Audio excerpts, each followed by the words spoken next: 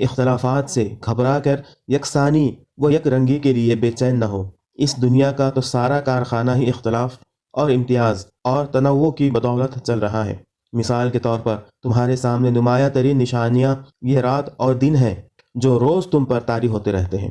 دیکھو کہ ان کے اختلافات میں کتنی عظیم الشان مصلحتیں موجود ہیں۔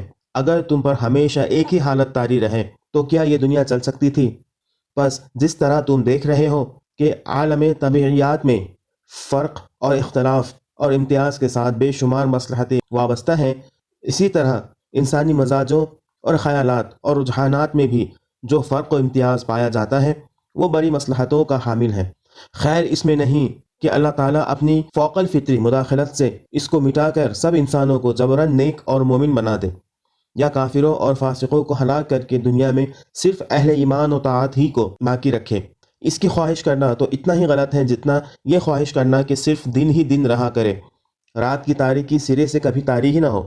البتہ خیر جس چیز میں ہے وہ یہ ہے کہ ہدایت کی روشنی جن لوگوں کے پاس ہے وہ اسے لے کر ضلالت کی تاریکی دور کرنے کے لیے مسلسل محنت کرتے رہیں، اور جب رات کی طرح کوئی تاریکی کا دور آئے تو وہ سورج کی طرح اس کا پیچھا کریں یہاں تک کہ روز روشن نمودار ہو جائے۔